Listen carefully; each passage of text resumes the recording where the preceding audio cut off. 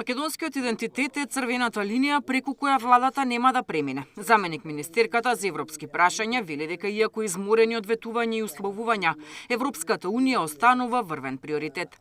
Владата напорно работи на реализација на сонот за Европска Македонија.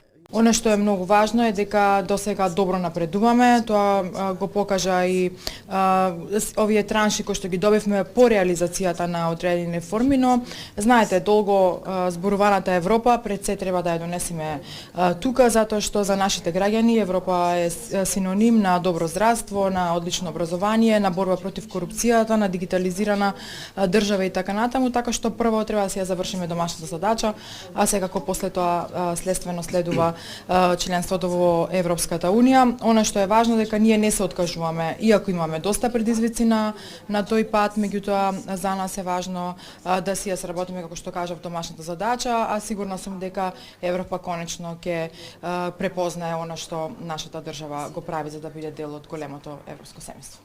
И амбасадорот на Австрија во земјава е задоволен од тоа како владата ја спроведува реформската агенда. Доказ за тоа според ПАМЕР е што Македонија прва доби пари од планот за раст, бидејќи доставила најдобри документи во споредба со земјите од регионот. Амбасадорот е оптимист дека акцискиот план за човекови права кој Македонија месецов треба да го достави до Европската комисија ќе ги постави темелите за решение на спорот помеѓу Скопје и Софија. I must say I am quite impressed about the effort the government of North Macedonia is undertaking. Just now, these days, the government will submit the roadmap for minorities in the framework of the action plan for rule of law and human rights.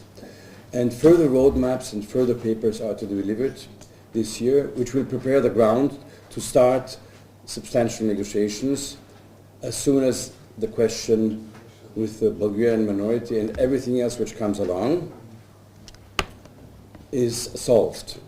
И додека Европската унија чека Македонија и Бугарија да постигнат компромис за отстранување на бугарското вето, во случајот со Украина превзема конкретни мерки. Оттаму вчера високата представничка за надворешна и безбедносна политика Каја Калас порача дека билатералните прашања не смеат да ја блокираат интеграцијата на Украина. Без да открива детали, рече дека Унијата има подготвено и план Б и план С, во случај Унгарија да не се откаже од ветото. Планот А е да успеат преговорите со унгарската влада и стартот на преговорите со Украина да добие поддршка од сите 27 земји членки. Деспина Тодоровска, Сител телевизија.